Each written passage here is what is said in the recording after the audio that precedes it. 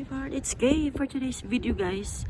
Papakita ko lang po ito sa inyo. Ito po yung bakanteng lote po ng Linville, San Marcos. At ito po ay Palmera po. Palmera unit po ang itatayo po dito. Ayan.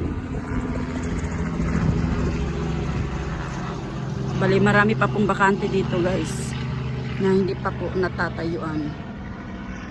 Hindi ko po masasabi kung anong block po ito. Basta ito pong area na ito, ayan, ay block 10 po ng Palmera. Ayan. Ayan lang, guys.